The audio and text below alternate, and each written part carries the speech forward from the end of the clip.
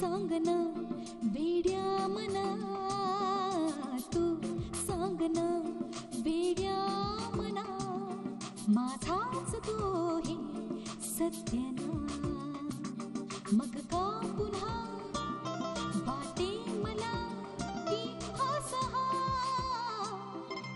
आभास हा, आभास हा.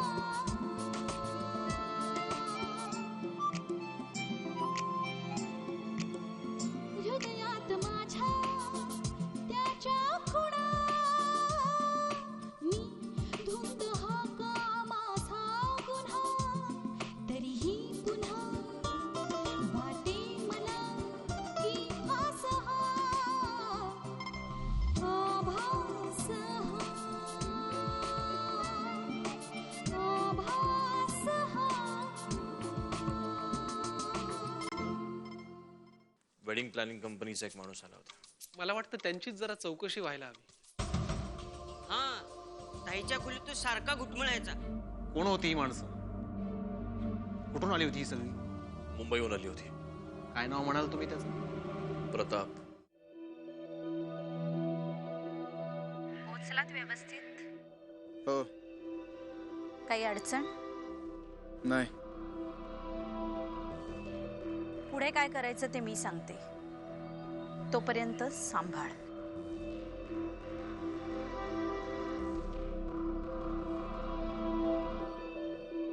विश्वा,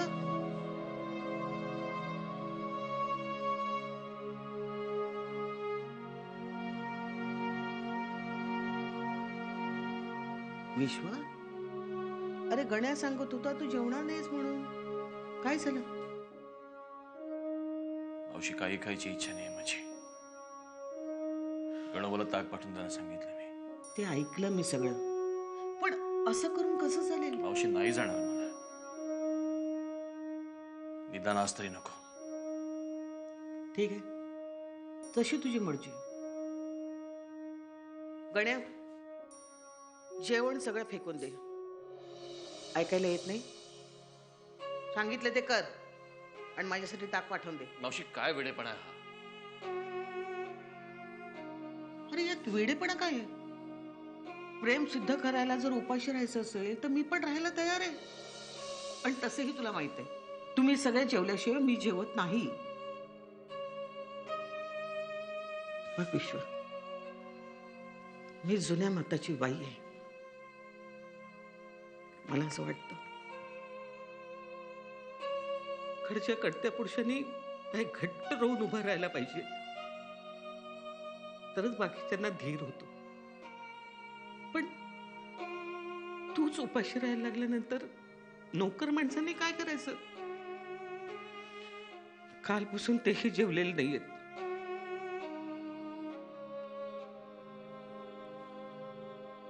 तू काहीतरी खाऊन घे, म्हणजे त्यांच्याही पोटात काहीतरी जाईल रे. बाकी तुझी मर्जी आहे. तू आता मोठा झालेस, मी काय सांगू तुला.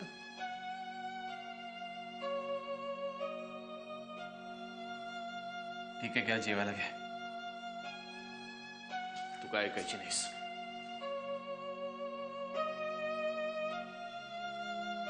आईच्या मायाने वाढवलंय तुम्हाला. शिव तुटतो.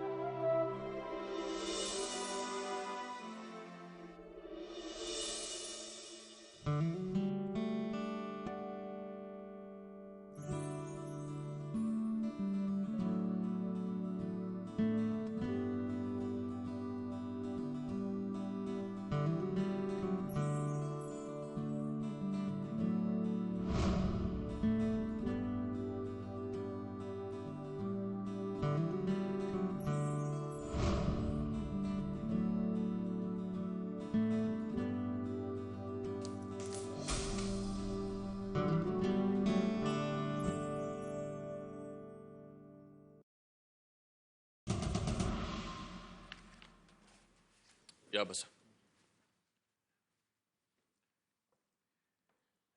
तुम्ही फोनवर म्हणालात की काही माहिती हाती मिळाली म्हणून. हो, हे कोणी केलंय हे जाणून घ्यायलाच मी तुमच्याकडे आलोय. कारण या प्रश्नाचं उत्तर तुम्हीच देऊ शकाल. आम्हाला जी माहिती मिळाली ती आधी सांगतो. त्या इव्हेंट मॅनेजमेंट कंपनीमध्ये आम्ही चौकशी केली, तर त्या कंपनीच्या ऑफिसमध्ये हे असं काही झालेलं आहे याचा पत्ताच नाही. पण त्यांचा कौस्तुभ नावाचा मुलगा येणार होता, तो आलाच नाही. बरोबर? हो, त्याला काहीतरी महत्वाचं काम निघालं म्हणे. तसं झालं नाही. त्याला काही मुलांनी धमकी दिली होती, त्यामुळे तो घाबरून घरीच बसला होता. आम्ही चौकशी केली. गरीब घरातला साधा मुलगा आहे तो. गावाला जायला निघाला होता. आता हे उघड आहे, ज्यांनी त्याला धमकी दिली त्यांनीच आर्याला गायब केलं. म्हणजे हा तोच माणूस आहे जो कौस्तुभच्या जागी तिथे आला होता. म्हणजे प्रताप. पण सर, तो असं काही का करेल? तेच विचारायला आलोय मी. मिस्टर विश्वमोहन, ही अशी गोष्ट नाहीये की कोणी रस्त्यावरचा चोर करेल.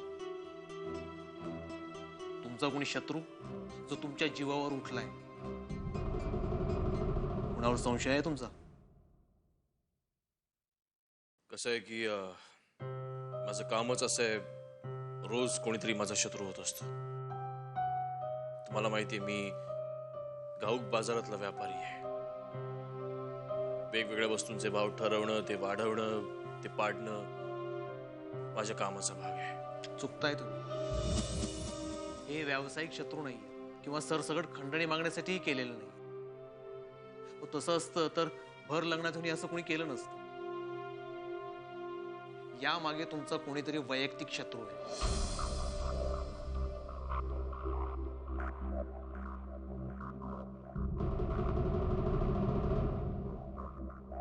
वैयक्तिक शत्रू? असा माणूस तो तुमच्या करवी जबरदस्त दुखावलाय आणि आता त्याला तुम्हाला दुखवायचंय. असं कोणी त्या प्रतापला याआधी कधी मी भेटलोही नाहीये. प्रताप भक्त मोहरा त्या माणसाचा. असं कोण आहे जो याशी माणसं पाळेल, जो माझ्या घरात शिरून भर लग्नात माझ्या बहिणीला किडनॅप करेल?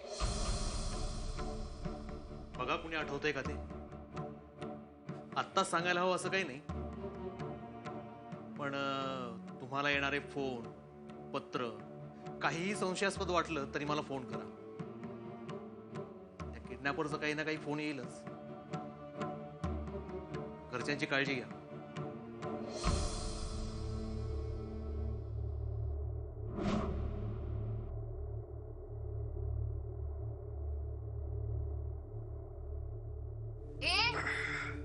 तू मला इथे का आणलंयस आणि किती दिवस ठेवणार आहेस? कशाला विचारतेस ते प्रश्न ज्याची उत्तरं मला माहित नाहीयेत? मला हक्क आहे जाणून घेण्याचा की मला कोणी किडनॅप केलंय आणि का.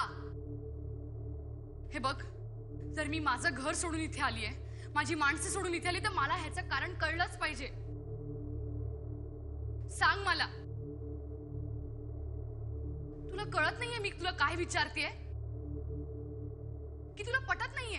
कळून आणि पटून काय होणार आहे? ते मला माहित नाहीये, ते मी कसं सांगणार? तुला माहित नाही की तू मला इथे का आणलंयस? वेळ लागलाय का तुला? हे बस, कारणाशिवाय कुणी काही करत नसतं. मुकाट्याने सांग मला, तू इथे का घेऊन आलायस ते मला कळलंच पाहिजे.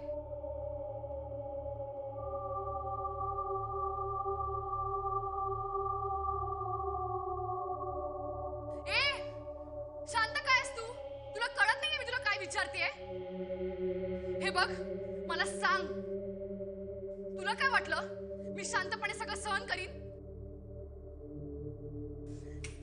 हे बघ, असा धडा शिकवीन ना मी तुला की तू स्वतः मला माझ्या घरी घेऊन जाशील. कळलं का तुला?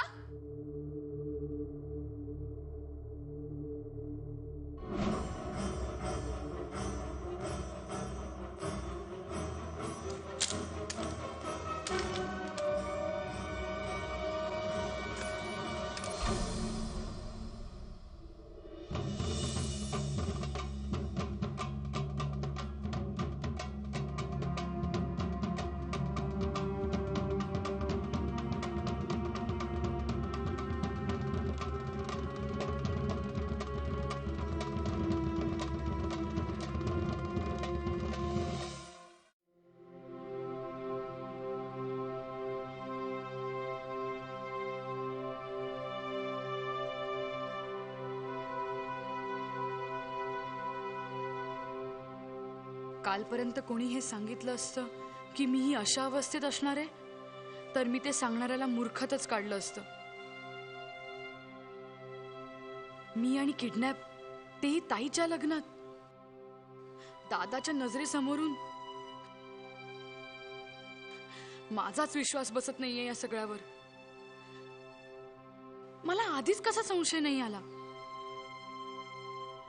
मी कौस्तुभच्या ऑफिसमध्ये स्वतःच जाऊन चौकशी करायला हवी होती, पण कधी करणार? लग्नाला 2च दिवस असताना. लग्न झालं असेल ना व्यवस्थित? ताई गेली असेल ना सासरी? दादा काय करत असेल? तो मला शोधल्याशिवाय राहणार नाही. पण त्याला कसं कळेल की मला या माणसाने इथे ठेवलंय ते? त्याने दादाला फोन केला असेल का? मुळात त्याने असं केलंच का?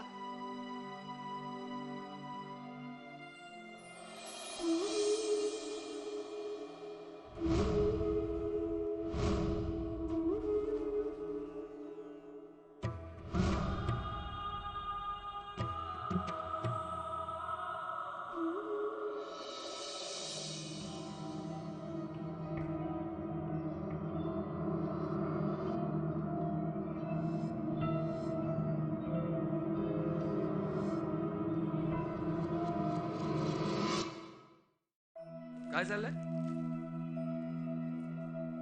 काही नाही, पुस्तकं वाचत होते जरा. अच्छा, तुम्ही कधी आलात? हे का आत्ता झालं? सॉरी, मगाशी तो फोन आला आणि तुम्ही एकदम, मला वाटलं. मी गायब झालो. आर्यासारखं मलाही कोणीतरी किडनॅप केलं ना.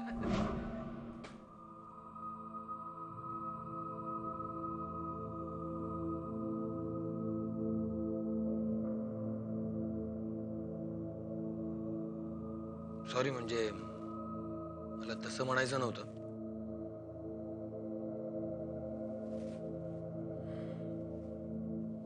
बरं, आर्याचं काही कळलं का पुढे?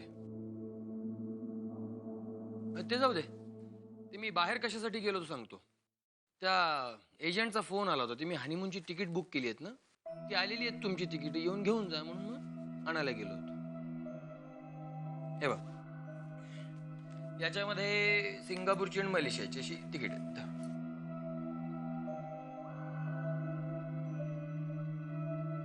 एक रिक्वेस्ट केली तर चालेल का? काहीच प्रॉब्लेम नाही. आपण हनीमूनला नाही गेलो तर? नाही म्हणजे नकोच जाऊया असं नाही म्हणायचं मला. पुढे पुढे जाऊया असं म्हणायचं. नाही, पण लोक लग्न झाल्या झाल्या हनीमूनला जातात. इथे आमची बायको म्हणते की हनीमूनला नको, नंतर जाऊ. कारण कळेल का? आर्या, आर्या सापडेपर्यंत. ती कधी सापडणार? म्हणजे आता आपण तिला शोधतो आहोतच. नाही, नंतर काय आहे ना, मी माझ्या कामाच्या रामरागड्यात अडकलो तर नंतर तू जरी म्हणालीस तरी मला येता येणार नाही. आणि परत ते 1-1.5 लाखाची तिकिटांचं तर खर्च वाया झाला. म्हणजे मला पैशांचा काही प्रॉब्लेम नाही. ते काही उपयोग नाही होत ना त्याचा, हो की नाही? पण जर आपण न जाण्यामुळे जर आर्या सापडणार असेल तर मी आत्ता तिकीट. नाही, तसं नव्हतं म्हणायचं मला.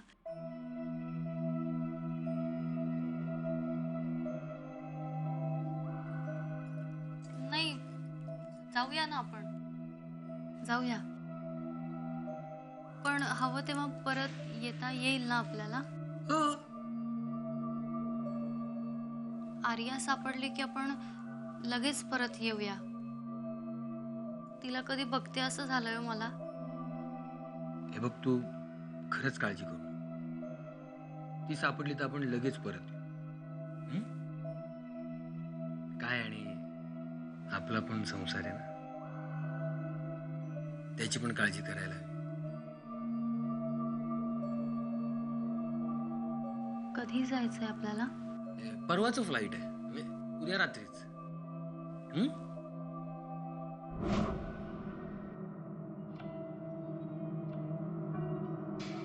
थँक्स.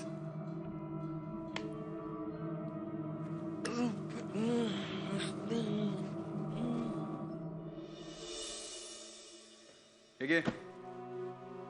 कपडे आहेत त्यात, जे काय आहेत ते तेच आहेत.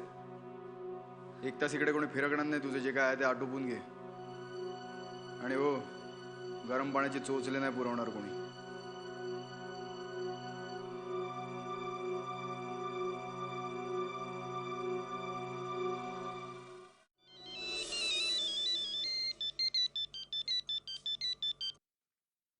हॅलो, कोण बोलतोय? मी रोहन बोलतोय, रोहन देसाई.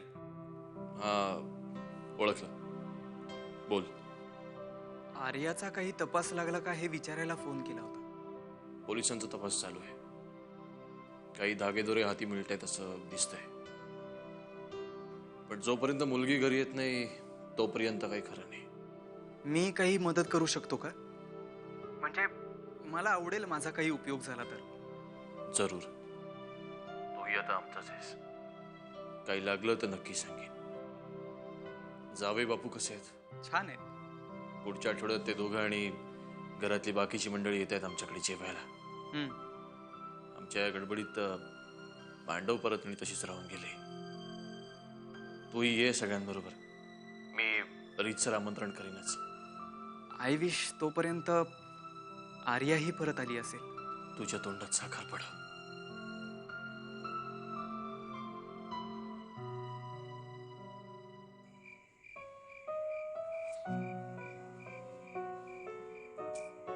काय पण कपडे आणलेत.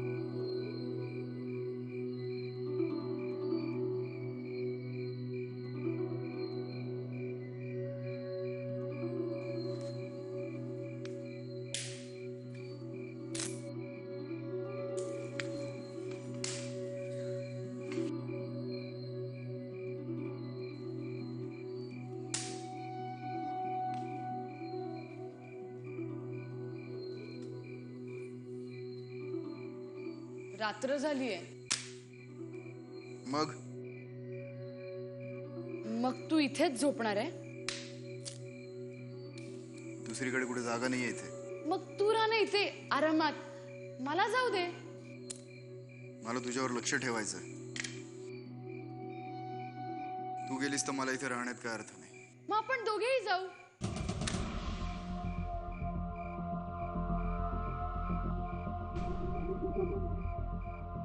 मला खूप बोललेलं आवडत नाही. कितीही रागाने बोललीस तरी आणि प्रेमाचं नाटक केलंस तरी मी तुला इथून जाऊ देणार नाही. तशी पण काय जागा आहे ही. अंतराला काही नाही, पांघऱ्याला काही नाही. आणि डास पण किती आहे तिथे. तू कसा झोपणार आहेस इथे? मी इथे झोपायला नाही आलोय. मग कशाला आलायस? तुला काय वाटलं मी इथे राहीन? माझ्या दादाला जर माझी ही अवस्था कळली ना तर तू तर बघच. माझ्या दादाची मी फार लाडकी आहे. तो तुला सोडणार नाही. सांगून ठेवते. तुझ्या दादाचा काय शहाणपणा सांगते मला. त्याच्याच नजरेसमोरून घेऊन आलोय तुला इथे. तो तुला सोडणार नाही.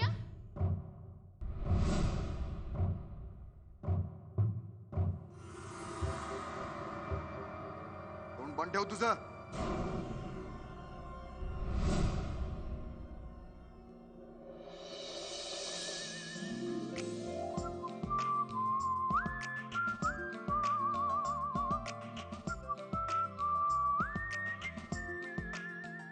मुकाट्याने सांगते मला जाऊ दे.